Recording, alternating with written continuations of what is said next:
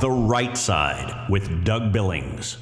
All right, ladies and gentlemen, welcome to The Right Side. Doug Billings here on the program today. America is not panicking, but America is under pressure. I think that's obvious. And when pressure rises, power always tells you the same thing, that this is inevitable. So today, I'm going to expose why escalation and fear and urgency are being pushed right now, and why calm, informed Americans are the real threat to unaccountable power. Important topics for an important time, ladies and gentlemen. Education and analysis. The Right Side with Doug Billings is now upon you. Are you ready? Let's go. The Right Side with Doug Billings. Hey everybody, my name is General Mike Flynn, and I'm here to do a big shout out for my great friend and one of the best in the business, Mr. Doug Billings. Right Side with Doug Billings, Right Side with Doug Billings. Doug is the future of the airwaves when it comes to independent broadcasters and podcasters. He is the new Rush Limbaugh. He's exactly what America needs right now, looking for honesty, looking for wisdom, looking for truth, looking for patriotism.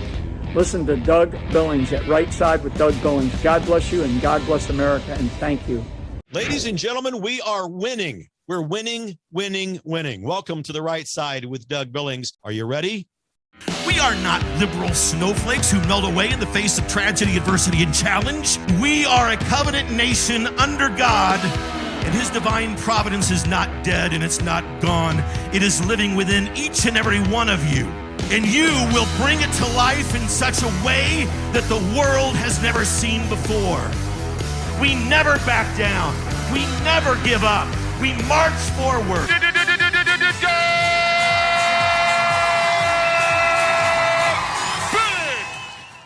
All right, ladies and gentlemen, welcome to The Right Side. All right, I'm going to dig into this here, and I'm going to go slow, and I want to slow the moment down. I want to be precise. I want you to listen to this, because if you are listening only to the headlines out there, if you watch the cryon alerts, the nonsense, the breathless commentary, the radical left liberal agenda, all of the talking points that they get together and decide, what are we going to say today? They get together, all of them on the media, and they decide what they're going to say. So if you're watching all of that, if you're listening to only that, you would think that America is on the brink of some sort of immediate collapse, right?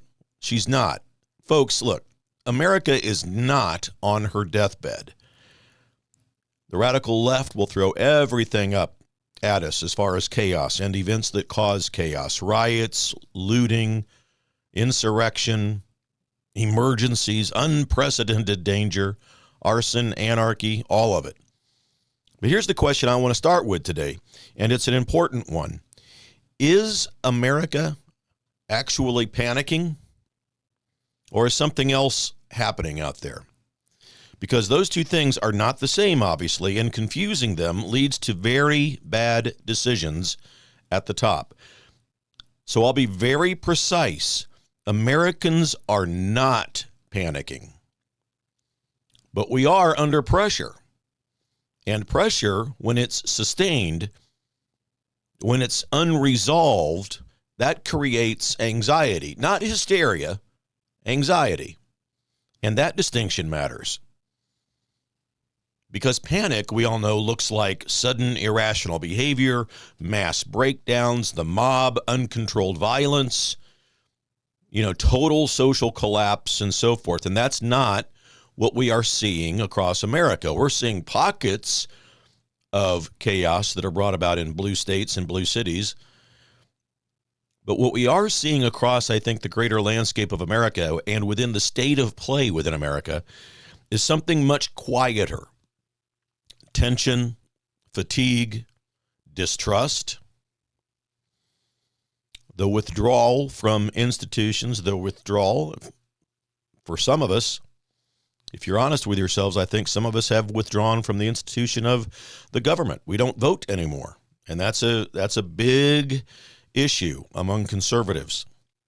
And frustration that has nowhere to go is a problem. But my point is, that's not panic.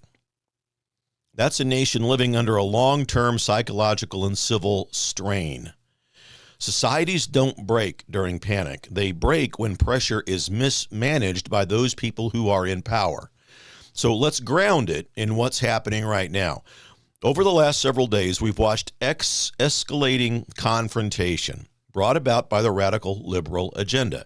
Evidence of the obvious is sufficient. Between federal law enforcement agitators in Minnesota, we've heard discussions of extraordinary federal authorities being under attack there and elsewhere.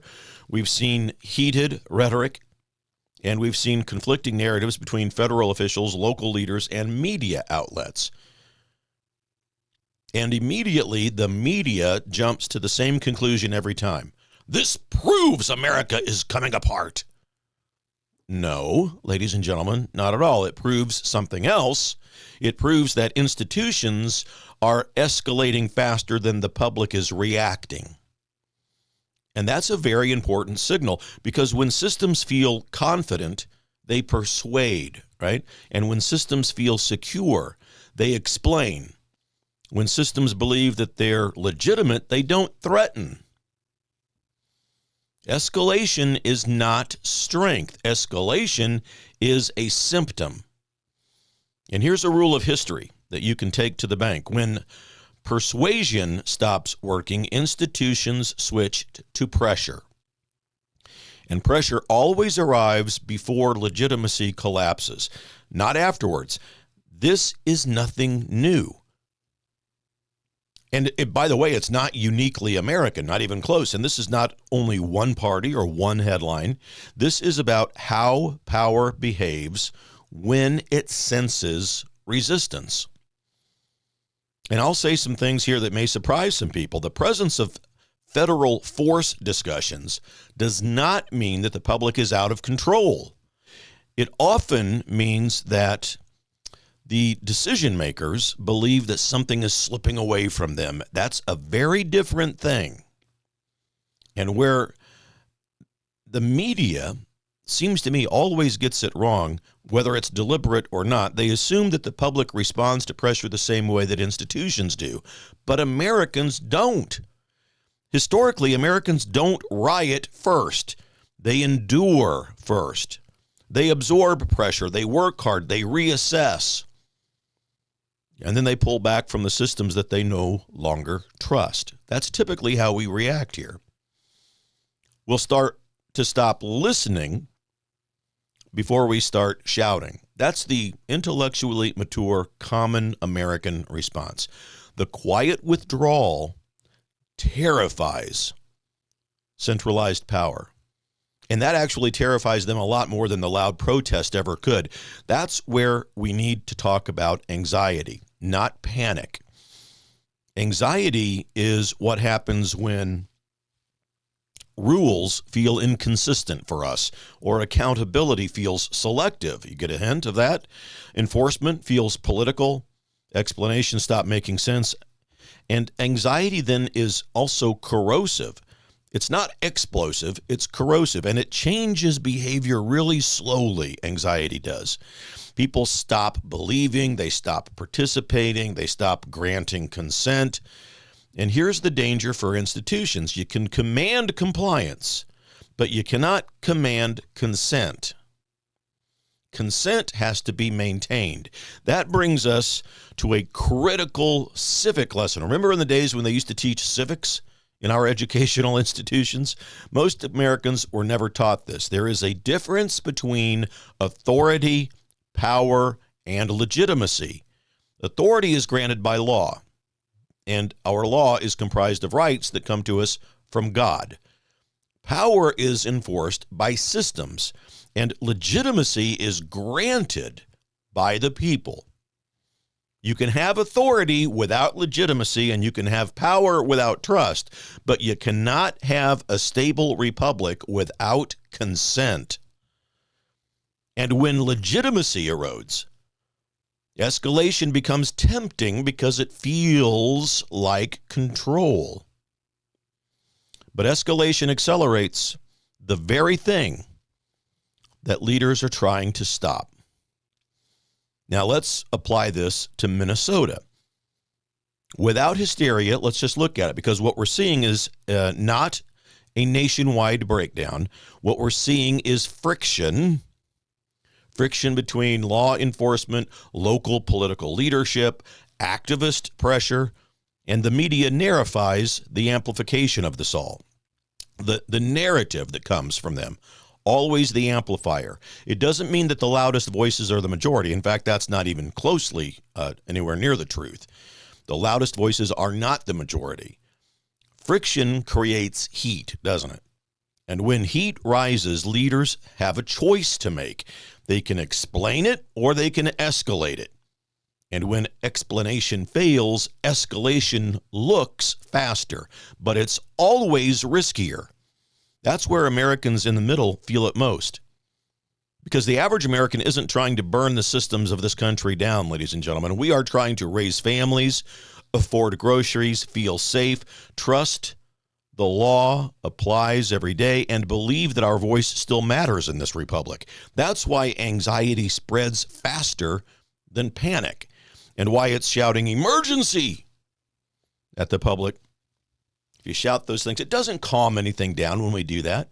It signals a loss of confidence at the top. And that's what you see in the radical left movement. They have no confidence at the top, so therefore and thereby they create chaos.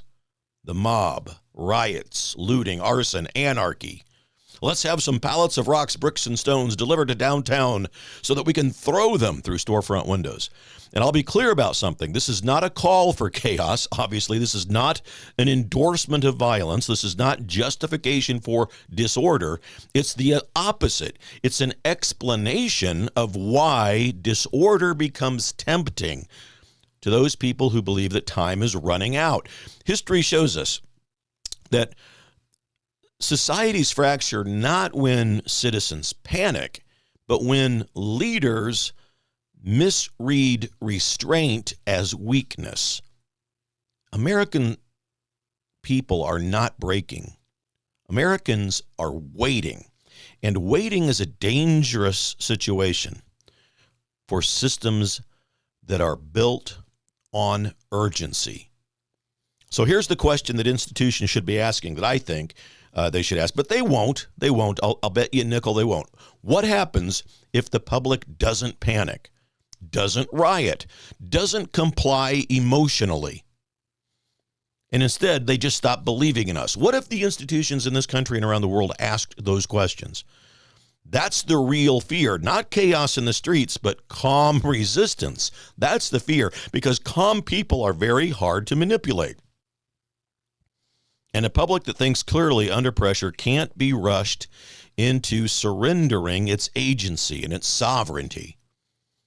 And so as we move forward today, I'm going to unpack why escalation is accelerating, why narratives are inflating, while global conflicts are framed as inevitable, and why elections, especially control of Congress, suddenly matters more than ever.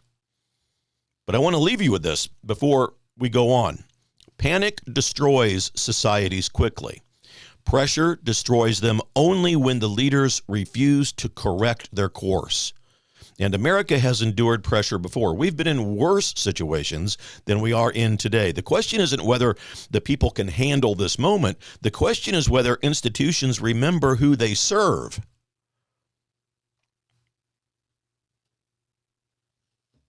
America is under pressure. It's not under panic. You know, cue that old David Bowie and Queen song, right? Under pressure. And pressure reveals how power is actually behaving in this country. Now, I want to talk about escalation. Not escalation as a threat. Not escalation as some sort of a liberal slogan, but escalation as a historical and institutional behavior. Because when you understand why escalation happens, you stop being manipulated by it. Over the past several days, Americans have heard serious language, talk of extraordinary federal authority, right? Heightened enforcement posture, warnings about the unrest, and those words are powerful. And powerful words require context, not emotion. Not emotion. So let's slow down and teach something most people never were taught in school.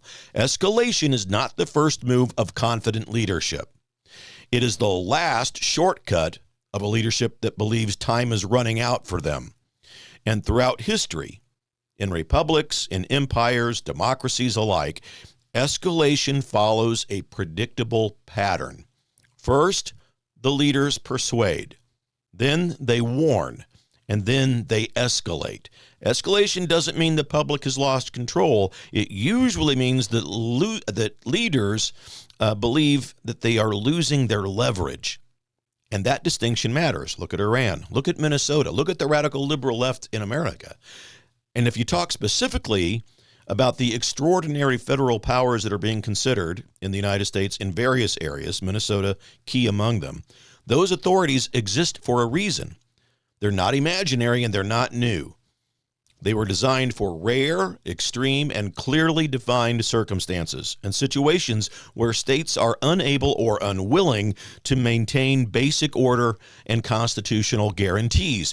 The founders, they understood something very clearly. A republic has got to be able to defend itself. But it also has to mean normalizing the society. It also, fear has no real use for us. Because when we're in states of emergency powers, once they're normalized and once this is like common, this is what we expect, they stop being emergency tools and they start becoming governing habits. So here's the civic lesson. The danger of extraordinary authority is not its existence. The danger of it is its frequency. And so when extraordinary measures are discussed, often without being used, it tells you something about institutional confidence. Confident systems don't need to remind the public of their power. They rely on their legitimacy. And that's where escalation language collides with public anxiety, because the average American hears this and they think, well, why are we talking about this if things are supposedly under control? That question is a rational one. And when it goes unanswered, anxiety grows. So let's apply this to what we're seeing, all right, ladies and gentlemen? We're not witnessing a nationwide disorder. It's not a nationwide riot. We're witnessing localized friction being framed as a systemic emergency, and that framing matters. Because when leaders respond to friction with escalation rhetoric, they risk teaching the public that dialogue has failed even when it hasn't been tried. So that's dangerous. And it's a dangerous signal to send in a constitutional republic. And I'll say this carefully and clearly. Explaining the risks of escalation is not the same as opposing law enforcement. It is not endorsing disorder. It is not minimizing violence. It is acknowledging a historical truth. If anything, I'm a student of history. Strong republics resolve tension through legitimacy before force. Force exists as a backstop, not a substitute for trust. Here's another rule of history. Every system that overuses authority eventually reveals that it doesn't trust its own consent. That doesn't mean that collapse is imminent. It means confidence is eroding, and erosion happens quietly before it happens publicly. They worry about this in the back rooms and the hallways of their offices long before they let you catch wind of it. That's why the language around inevitability is so dangerous. When leaders say escalation is inevitable, when officials will suggest to us there are no other options, they're removing agency from themselves and from the public.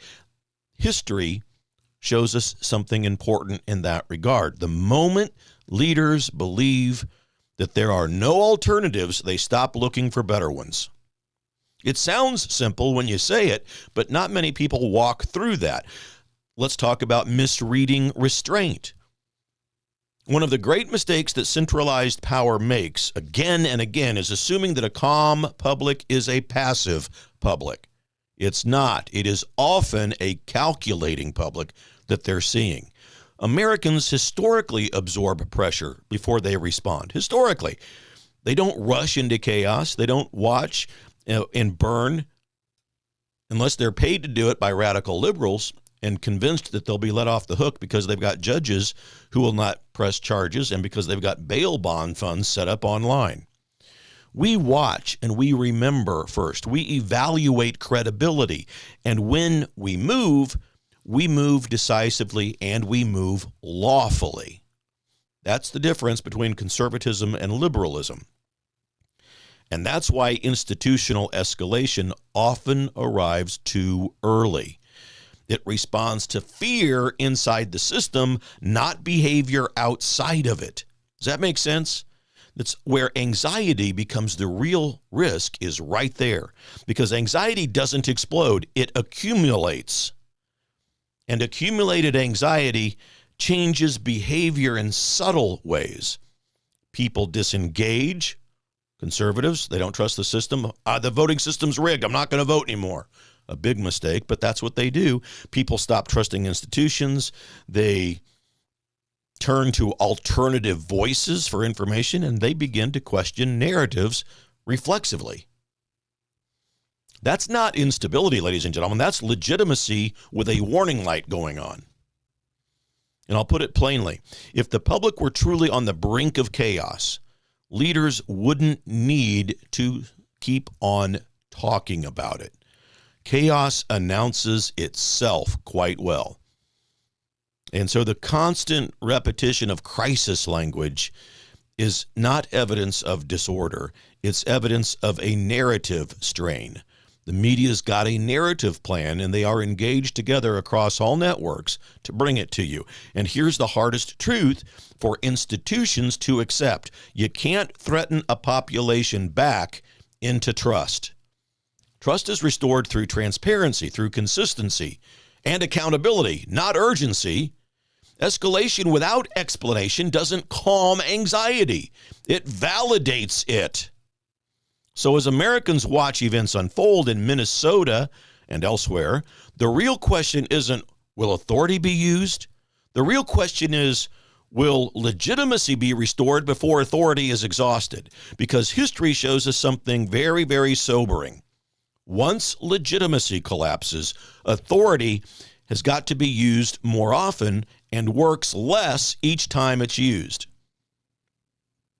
That's not strength. That's diminishing returns on their power structure and their agenda. It's important, and I want to talk now about the amplifier, because the loudest voices aren't the majority. Escalation rarely stands alone. Escalation almost always arrives with something else, and that is narrative inflation. And the media is all over this. They do it all the time. Once you understand narrative inflation, you start seeing it everywhere, and you can't unsee it. So a simple truth: not every crisis is a collapse. Not every conflict is existential. Not every disagreement that we have is the end of the republic. But if you listened only to the modern media coverage, you'd never know this, because fear has become the default tone. And fear is not accidental. It is efficient.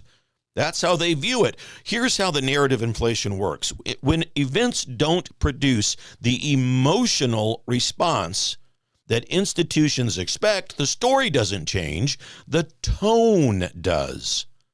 Language escalates even if facts don't. Words like unprecedented, historic, existential, emergency, now or never. They begin to appear everywhere, those words. Not because reality suddenly changed, but because attention has to be maintained. The media needs your attention. This is the first thing that Americans need to understand. Fear is not primarily about informing you. Fear is about controlling the tempo of the information that you get. If you can keep people emotionally activated, you don't have to persuade them. You just have to let them keep on reacting. panic mode. Now, you amplify that, so what we're seeing right now becomes real for us. Localized unrest becomes framed as a nationwide collapse. Police disputes become, moral emergencies. Does this all sound familiar from the radical left? Enforcement friction becomes proof of a systemic failure in our system. And notice something important. The coverage rarely slows down to explain why something is happening. It just accelerates because explanation calms people down, and calm people start asking inconvenient questions. And this is where anxiety grows. Because Americans aren't stupid, ladies and gentlemen. They notice when the volume doesn't match the reality that they're living in. And they notice when everything is treated like a final chapter. And over time, that creates a gap between lived experience and narrated reality. And the gap is where trust erodes between what the narrative is being told us and what reality shows me. In between there, trust just is it's just destroyed. And I'll put it plainly. If everything is an emergency, then nothing is. And when real emergencies arrive, credibility has already been spent. It's one of the most dangerous side effects of narrative inflation. It exhausts the public emotionally. But they want you exhausted because exhausted people are easier to control. So you talk about coordination without conspiracy. This theme, this term that I've come up with, coordination without conspiracy. And this matters because the moment that you point out similarities in the media language, people rush to extremism. So let's stay grounded, okay? We're taking emotion out. What we're seeing is not necessarily secret meetings or hidden memos. It's something simpler, but at the same time more troubling. It's incentive alignment.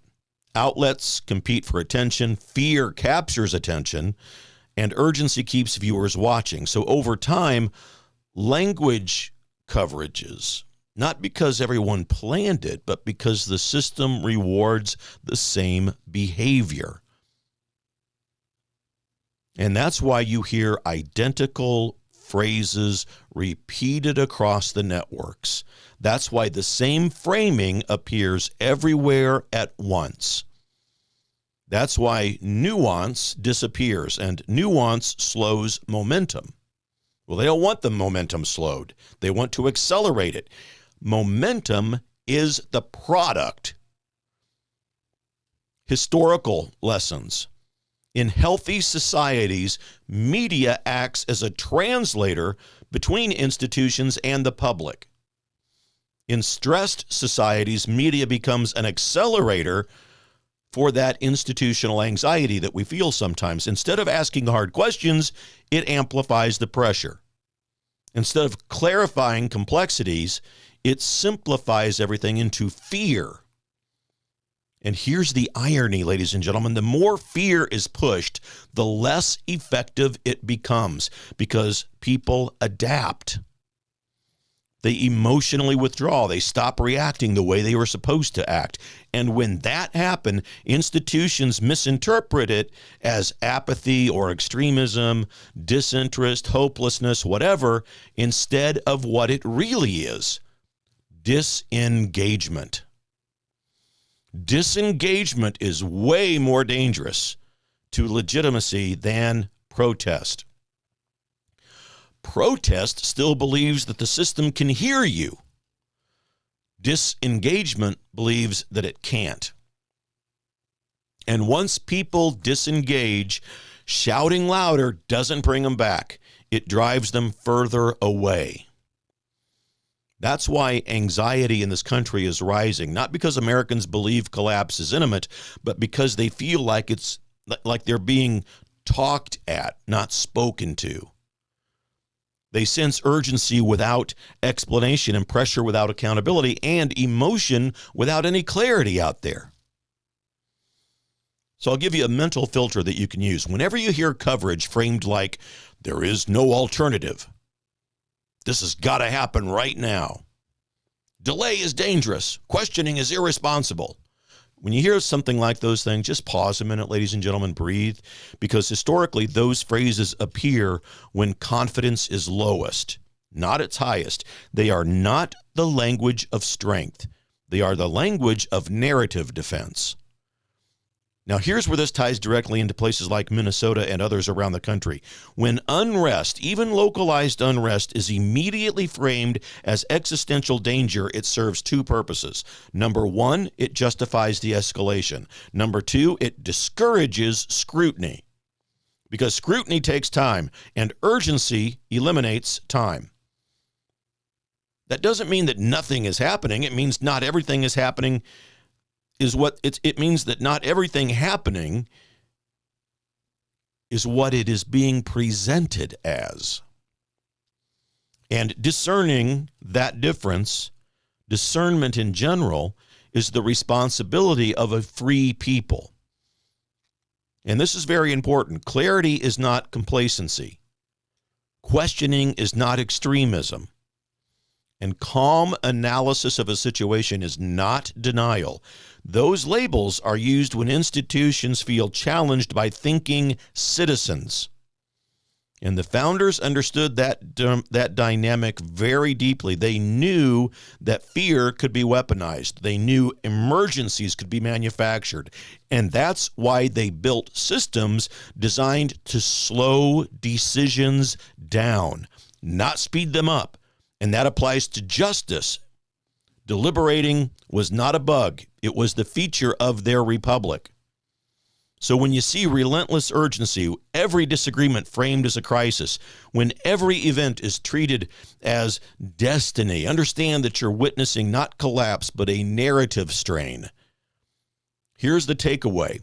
Americans are anxious because the volume is too high, the explanations are too thin, the accountability feels selective, and the urgency never ends. And anxiety doesn't disappear when you shout out it. It disappears when clarity returns. What do Americans historically do when pressure rises or the narratives inflate and institutions escalate? Because that's where the story always turns. Here's the mistake that many analysts make. They assume that pressure automatically produces chaos. But that assumption comes from studying unstable societies, not the American one. America behaves differently than all of the other societies out there, not because Americans are better people, more moral people, or somehow genetically superior, not at all, but because America was built with pressure in mind. Remember something fundamental. The United States was not created during a moment of calm. She was born out of prolonged uncertainty, economic pressure, political intimidation, propaganda, enforcement without representation. Does all that sound familiar? The founders didn't design the system to work only when everybody felt good. They designed it to work when people felt squeezed. And here's the historical pattern. When pressure rises in America, people don't immediately revolt. They do three things in order. They observe, they withdraw their trust, and they reassert agency. Lawfully. Key word. We do it lawfully. We don't riot. We don't commit arson and anarchy. And that process takes time, and it confounds the centralized systems. They expect immediate emotional reaction from us. That's why anxiety is often misread as weakness. But anxiety is not surrender, it is evaluation. And evaluation is dangerous to systems that rely on urgency. Americans under pressure do not abandon self-government. They test whether self-government still exists. And that's a crucial difference. That people in America, we ask, does the law apply equally here anymore? Do explanations match the outcomes that we see? Are decisions reversible? Does my voice still matter? When the answer feels unclear, trust is put on pause for a moment. Not forever, but deliberately. That's where accountability comes in. And accountability is the only thing that narrative inflation can't survive, because accountability slows things down. It forces explanations. It invites comparisons between words and actions that are out there, and it restores the legitimacy when it is used honestly. Now, this is where escalation enters the conversation, and I want to be very careful how I frame this. Elections are not emotional releases. They are pressure valves. They are the constitutional mechanism for resolving tension without violence, without chaos, without escalation, right? When elections are trusted, societies stabilize. When elections are dismissed, delayed, or trivialized, pressure seeks other outlets. That's why control of legislative bodies matters so much at moments like this. Not because of slogans, but because legislatures are where oversight happens, funding is controlled, policies are constrained, emergency powers are questioned. In other words, legislators and legislatures are where escalation meets resistance. That's why institutions rely on urgency. Often, when they rely on it, often they try to minimize the importance of our elections or frame them as dangerous, because elections return agency to the public. And agency is the opposite of fear. So let's connect directly to what Americans are feeling right now. People sense something is off in this country. I feel it, you feel it, but we are not breaking. We are watching to see who tells the truth, who explains instead of threatens, right? Who respects the process, who remembers limits. Limits, that's not extremism. That is civic maturity, ladies and gentlemen. And here's the part no one in the media wants to say out loud. The most destabilizing thing for a centralized power is not protest. It is a calm, informed electorate that refuses to be rushed. Don't rush yourself into believing you've got to see a perp walk. Don't rush yourself into thinking we've got to begin to see arrests. Because once people stop reacting emotionally, the narratives that the radical liberal movement throws at us with help from the media begin to lose their leverage. That's why history favors patience over panic. Every major American correction came after a period of pressure. The Revolution, the drafting of the Constitution, our Reconstruction, the Civil Rights era, post-Watergate reforms. None of those were instant reactions. They were slow reassertions of principle. And that's what makes this moment dangerous. Not for America, but for institutions that misunderstand America. They believe anxiety means collapse is coming. But historically, anxiety is the prelude to reorganization, not destruction. And here's a grounding truth. America does not fall apart quickly. It corrects, and it corrects itself slowly. That slowness frustrates those who want immediate compliance, immediate answers, but that slowness protects our liberty. So if you're feeling tension right now, if you sense pressure but not panic, if you feel like something is changing but not exploding, you're not wrong. You're living through a moment of reassessment in this country. And reassessment is where republics either renew themselves or they reveal what they've forgotten. So not all bad. There is hope in there. But I want to turn the corner right now, because the real question isn't what's happening. The real question is what happens next, and who decides what happens next. Here's where history becomes our guide again, because every time Americans experience prolonged pressure, not explosions, not revolution, but sustained strain, right? The next phase is not chaos, it's agency. Now, I've mentioned that word a few times today. Agency doesn't show up the way that Hollywood depicts it. It doesn't arrive with mobs. It doesn't arrive on the schedule of CNN or other social media platforms. It arrives with reorganization. Anxiety is a signal. It tells people that old assumptions don't fit into the current reality. When anxiety spreads, people begin doing three things very quietly. They stop outsourcing their judgment, they stop trusting narratives by default, and they start paying attention to process instead of personalities. That's not apathy, that is called awakening. That's why institutions fear anxiety. Oh, the institutions are afraid of anxiety more than they are of anger. Anger can be redirected, and anxiety produces questions. And questions slow down the momentum of the left. Now, this is where accountability enters the picture, not a buzzword, but as a mechanism.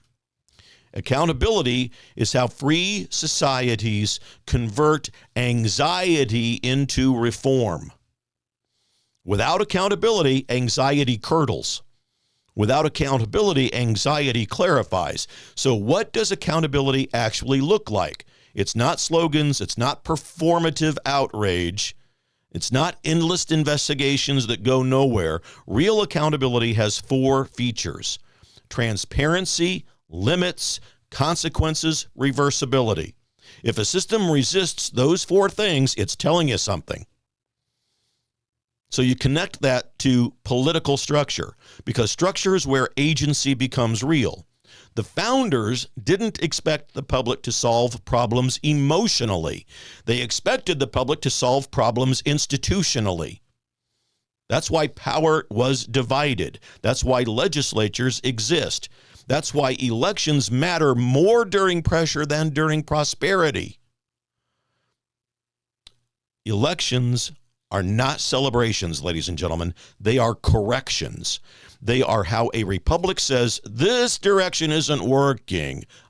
We should adjust. And when elections lose their corrective function, pressure has nowhere lawful to go. That's when systems destabilize.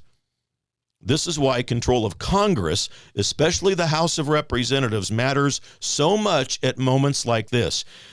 Not because of party slogans, but because the House controls funding, oversight, investigations, limits on executive behavior. In other words, the House is where escalation meets constraint. And this is why political participation always rises after periods of anxiety, not panic. People don't rush the system. They re-enter it deliberately.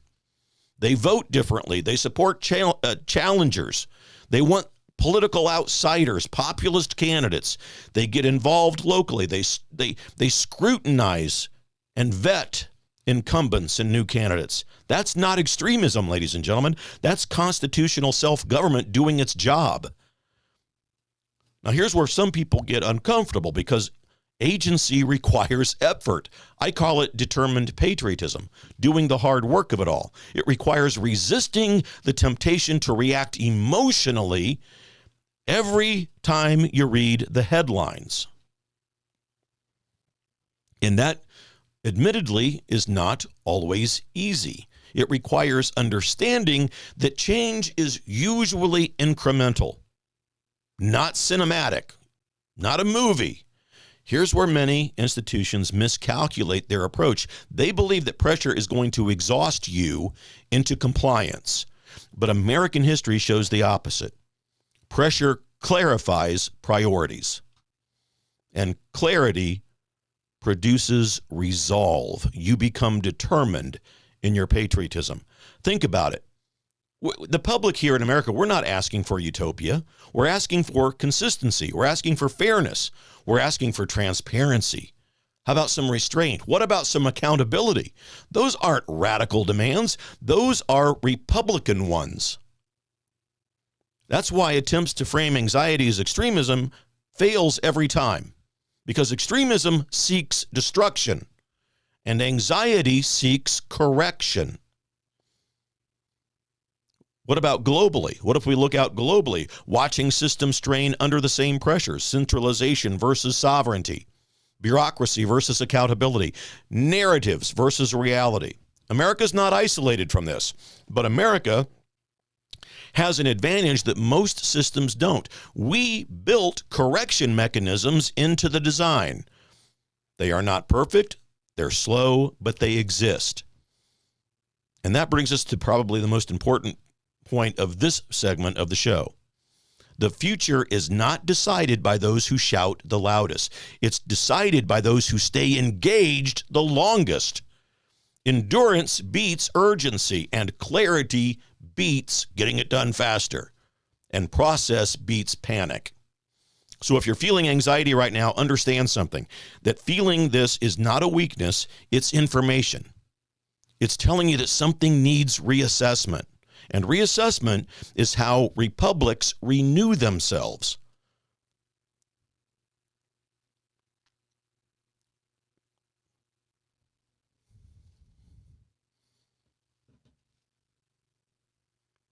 Well, I think this is,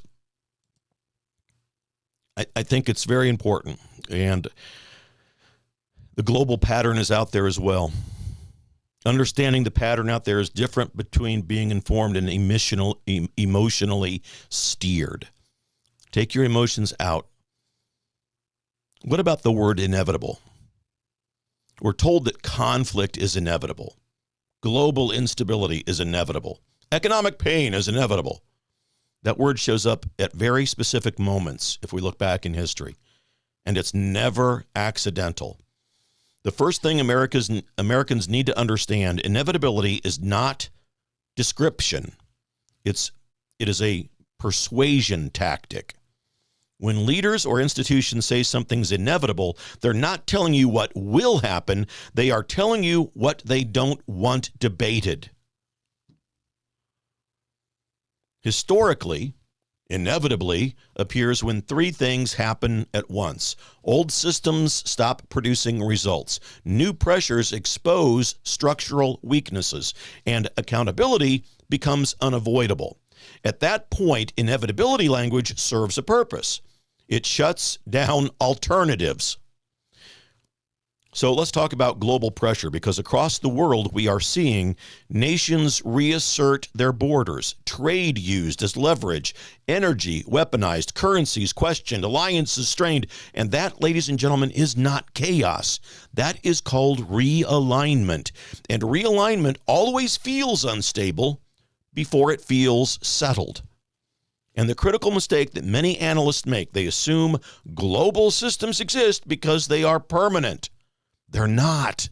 They are not, ladies and gentlemen. Global systems exist because nations allow them to exist. And when those systems stop serving national interest, nations have to reclaim then their authority. That's not radical. That's normal. This is what people mean, often without realizing it, I grant you, but when they talk about a sovereignty era, and I believe we're entering into one, it's not isolation, not withdrawal, it is a priority. Nations are beginning to say our first obligation is to our people. And that statement terrifies centralized systems, because centralized systems depend on distance from accountability. Now, here's where inevitability narratives come in. When sovereignty rises, centralized authority responds in predictable ways. It labels reassessment as instability, and it warns of catastrophe if they lose control. In other words, it tells you there's no alternative. History proves there are always alternatives, ladies and gentlemen. Always. Now, the alternatives may be uncomfortable, they may require some reforms, and they may reduce centralized power, but they exist, and they're debated, unless debate is intentionally shut down. So let's come back to America. When Americans are told that an economic pain is unavoidable, that reinforcement chaos is unavoidable also. That global conflict is unavoidable also. That all of those alsos come into play, from the radical left usually. They try to condition us to accept outcomes without consent. And that's the opposite of self-government, ladies and gentlemen. That's why inevitability language fuels anxiety, because people can sense when choices are being removed rhetorically. They know the difference between difficulty and inevitability. Difficulty invites problem solving. Inevitability demands that you submit. Every major global realignment was preceded by warnings that change would be disastrous to us. And those warnings almost always came from institutions that benefited most from the old way of doing things. Well, that doesn't make them evil, it makes them predictable. And that's why Americans need to think carefully right now. Not emotionally, strategically, because global pressures create two possible paths. One path centralizes control to manage instability. The other decentralizes authority to restore legitimacy. History shows us which ones last. Decentralization, my friends, is messy. It is slower, it's harder to manage, but it's more resilient. Centralization is efficient until it isn't. And when it fails catastrophically. That's why sovereignty is returning to us worldwide, not because people hate cooperation, but because cooperation without accountability collapses. Now, here's the part that affects you directly at home. Folks, when global systems strain, domestic pressure increases. Why is that? Because leaders try to compensate for external instability with internal control almost every time. That's when enforcement expands. That's when narratives become harder.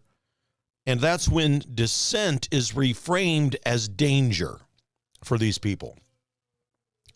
This is why Americans have got to understand that the global context in which all of this operates and in which we are a part, like it or not. Not to panic, it doesn't mean that we panic, but to recognize patterns. Patterns tell you where things are, tells you where things are going before the headlines do. And here's the pattern that we're in right now. Global systems are being questioned. National authority being reclaimed. Notice this. And institutions are resisting that loss of control. Narratives are intensifying across the media. That combination always precedes political realignment. Now, the good news, and it's very important good news, realignment does not mean collapse. It means adjustment. And America has adjusted like this before. And it's done it repeatedly, not just once or twice.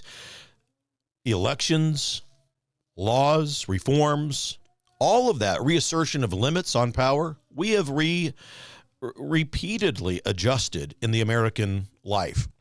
That's the advantage, really, of a constitutional design that we have here. The danger isn't change that's happening. The danger is pretending change isn't happening and trying to manage it with fear instead of leadership, which is what the liberals do. So when you hear the word inevitable, pause a minute and ask, who benefits from being unquestionable? What alternatives are being ignored out there? And why right now? Because those questions don't weaken our society, ladies and gentlemen. They strengthen it. The future is not inevitable. It is negotiated. And haven't we seen a master negotiator in the White House lately? Negotiation requires informed citizens who refuse to be rushed. And I think we'll look at things like that. We talk about why citizen engagement scares the hell out of centralized power. It really does. More now than ever in a lot of ways. Because the question isn't just what's happening out there. The question is, why does an informed citizen and why does informed citizen engagement suddenly feel threatening to people who are in centralized power structures? Well, the hard truth is that power is most comfortable when citizens are either apathetic or angry. Apathy can be ignored. Your anger can be redirected and manipulated. But if you're engaged, you see, an informed and deliberate and persistent engagement in our process, that's disruptive to the establishment because it slows down their momentum, right? And momentum is what centralized systems rely on. So, I mean, we need, it might sound ridiculous, but we do need to define what we mean by engagement because that matters. Engagement, ladies and gentlemen, is not outrage. It is not performative posting, political theatrics. It's not reacting to every headline. Engagement is participation in a process. It's asking questions like, who has authority here? Or who sets the limits on authority? Who oversees the enforcement in this situation? Who controls the funding? Or sometimes most importantly, who can say no to this? Because those questions make systems uncomfortable. They especially make left-leaning systems uncomfortable because, my friends, they force accountability. This is where elections come back into focus again, not as theater, not as a personality contest, but as mechanisms, which is what they are intended to be by our founders. Elections are the constitutional tool that converts public concern into lawful constraint. That's why they matter most when pressure is at its highest. And I'm going to say this very plainly. When citizens disengage, power will consolidate. And when citizens re-engage, power is dispersed, which is what we want. That's not ideology, by the way. That is institutional physics. This is why legislative bodies matter so much in moments like this, ladies and gentlemen. It's why we have got to get engaged as conservatives. Legislatures are not glamorous, I grant you. They are slow, they're messy, they're frustrating. But that's exactly why they exist. They're designed to absorb pressure without, by the way, breaking the system, right? Something that the media would rarely try to explain to you, if at all. Executive power is very fast. We can see that with President Trump. Legislative power is slow. And slowness is not a flaw in our republic. It is a safeguard. So when anxiety rises, centralized systems prefer speed.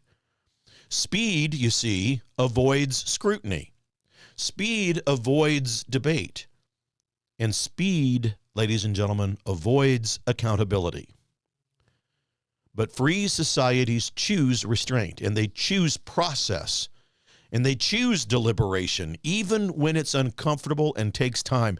This is why citizen engagement feels threatening to us right now. Not because people are violent, no, but because they are asking structural questions. They're not just reacting to events and headlines, they're asking, who decides all of this? And that's a dangerous question for any system that's grown accustomed to operating without any challenge. And now we have to talk about misdirection because it is everywhere out there. When we as citizens begin focusing on process, we get told, sometimes very often, don't question that, just trust the process.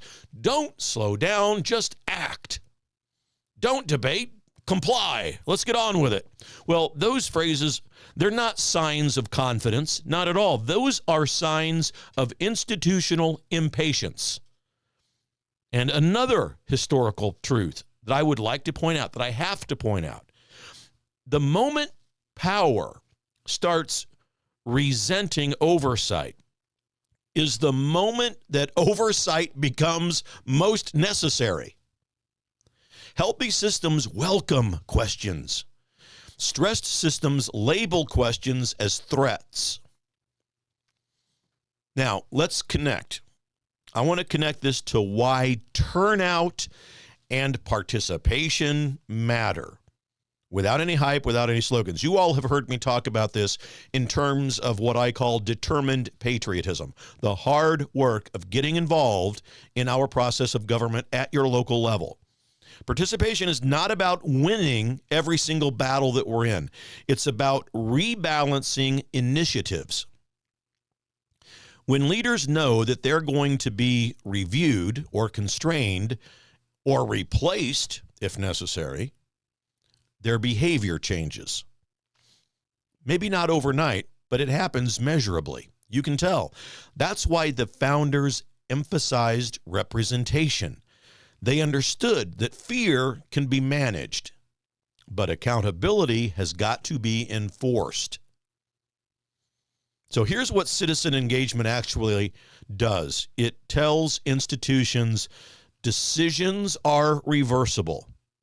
Authority is conditional. Power is always temporary, and legitimacy has got to be maintained.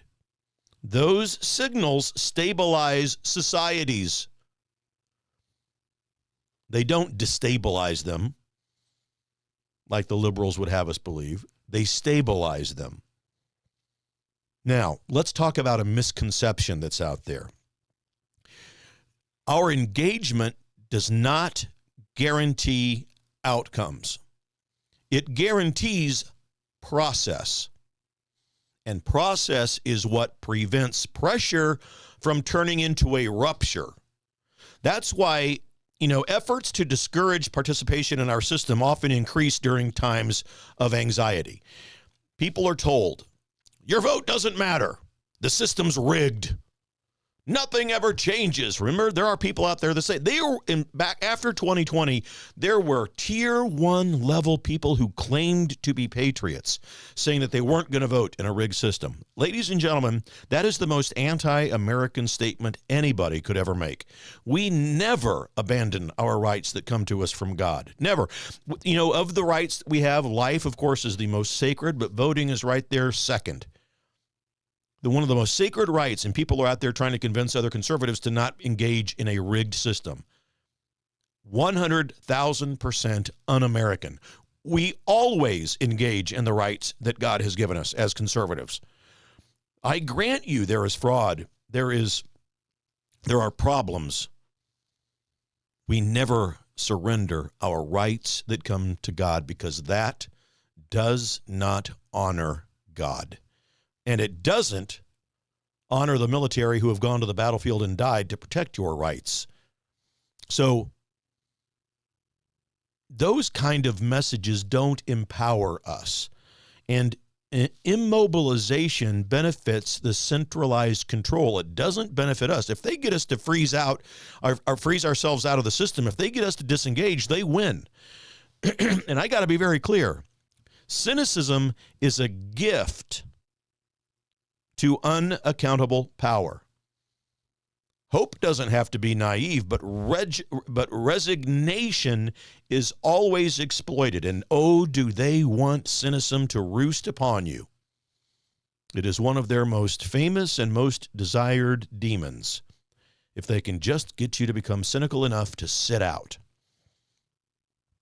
That's why Americans right now have a unique advantage. We don't have to invest in new mechanisms. We don't have to burn anything down. We don't have to accept inevitability. We already have constitutional levers, and they work when they are used. And here's the quiet reality that nobody wants to admit, really. When citizens engage calmly and persistently, escalation loses its leverage, folks, because escalation depends on urgency. And engagement depends on patience.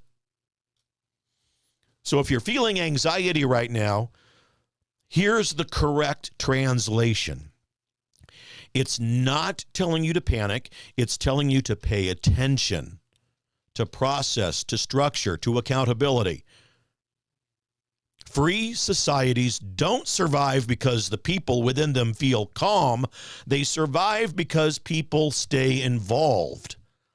And you know what, ladies and gentlemen, involvement is not loud. It's not even consistent. But it almost always is. Not always, but almost. Involvement is informed. Involvement is lawful. And involvement, ladies and gentlemen, is incredibly powerful. Incredibly so. Because if there's one word that explains the entire moment that we're in, I think better than any headline, it's legitimacy. We've talked about pressure versus panic. We've talked about escalation and that narrative, inflation, and so forth. We've talked about inevitability language, and we've talked about agency, engagement, and accountability. And it all points back to one central truth. Power without legitimacy can function for a while, but it never, ever lasts. Legitimacy is not popularity, by the way. It's not polling numbers. It's not volume. Legitimacy exists when people believe a system and acts within its limits, explains its decisions. Legitimacy exists when people believe that a system applies rules consistently and that it can be corrected peacefully when those conditions are not met. Pressure will then dissipate. When all of those conditions aren't met and we don't start meeting them, the pressure will begin to accumulate. That's why escalation is such a tell. Escalation signals that legitimacy is being managed and not maintained, and there's a difference. A managed legitimacy always fails because legitimacy is not something you can enforce. It's something you earn, and you have to earn it continuously. Now let's talk about correction, because this is where hope actually belongs. Correction is not collapse. Correction is the mechanism that prevents collapse. And every durable system has one. In America, correction is constitutional. And here's something that we forget all too often. The founders did not design a perfect system. They designed a self-correcting system. They assumed mistakes would happen, and they assumed power would overreach, and they assumed pressure would rise. So they built in release valves. And those release valves, they're not dramatic, they're procedural. And ladies and gentlemen, they are slow. And sometimes they're frustrating. Many would say oftentimes they're frustrating. But they work when they are respected.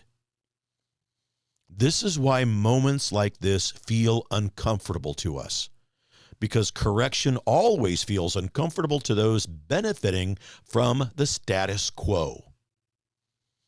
Correction forces questions. Correction forces explanation. And correction forces humility. And here's the part no one in centralized power wants to admit to you. Correction does not weaken a republic, it strengthens it.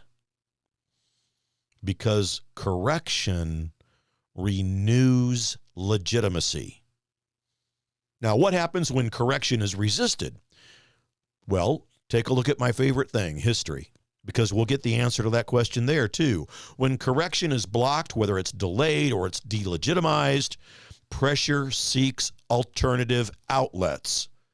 Not immediately, not explosively, but inevitably. That's why discouraging engagement is so dangerous for us, because engagement is how correction happens lawfully in our country. When people are told their participation doesn't matter, legitimacy erodes faster. And when legitimacy erodes, escalation accelerates. The future doesn't belong to those who manufacture fear and peddle it to us. The future belongs to those who manage pressure wisely and with wisdom, capital W, wisdom from the Holy Spirit. We're living in a moment where steadiness is revolutionary. Imagine that, where refusing to panic is an act of independence. Where thinking clearly is a form of resistance.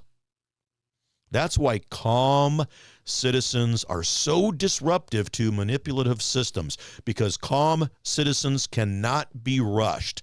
They can't be stampeded, and they can't be emotionally cornered. That's why the loudest voices will usually fade first.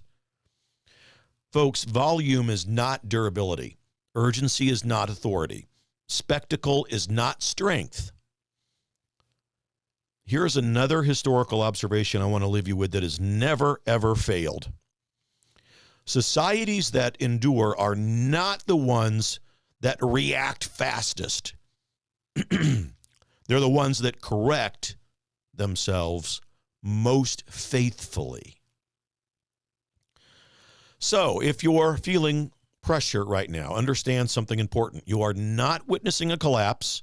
America is not on her deathbed. You are witnessing a test of legitimacy in many ways. And tests reveal weaknesses, but they also create opportunities to restore trust. So the questions ahead, not whether America survives. I know she will. History already answered that question. The question is how legitimacy is restored. Through accountability, through participation, through lawful correction, and through clarity over fear. And folks, that path is not glamorous and sexy. It doesn't trend well on social media. It doesn't generate a lot of clicks, but it works, and it always has. The future favors the steady, my friends. It favors the informed, and it favors the patient. And most of all, I would put it to you, the future favors citizens who understand what self-government is not a feeling. Self-government is a responsibility. Look, head over to YouTube, will you? Follow me over there. There's 100,000 people over there. They want to see you over there. Follow me on YouTube at The Right Side Doug Billings, at The Right Side Doug Billings, because after all, and as I always tell you, ladies and gentlemen, we are in this together. Believe it, for the Republic. Cheers. The Right Side with Doug Billings. Hi, everybody. Welcome to the set of my show, Doug Billings. Hey, my good friends at EMP Shield, that's electromagnetic pulse, in case you're from Raytown, Missouri. Electromagnetic pulse could wipe out your home electrical system, could wipe out your vehicle. And thanks to the radical liberal agenda that was put forth under Administrator Biden and Vice Pretender Harris, there are lots of people in this country who want to do us harm. And maybe an EMP device would be their chosen weapon. But EMP Shield gives you a device that can protect you. This little baby here goes on your home outlets, a computer, a router, whatever you want to protect. And then they also have a larger model like this. You can still hold it in the palm of your hand that goes on your vehicle battery so that you can get out of trouble from point A to point B. EMPshield.com. Promo code Doug, ladies and gentlemen. Save yourself. Save your property. EMPshield.com. Promo code Doug. We're in this together, folks. Believe it. For the Republic. Cheers. The Right Side with Doug Billings.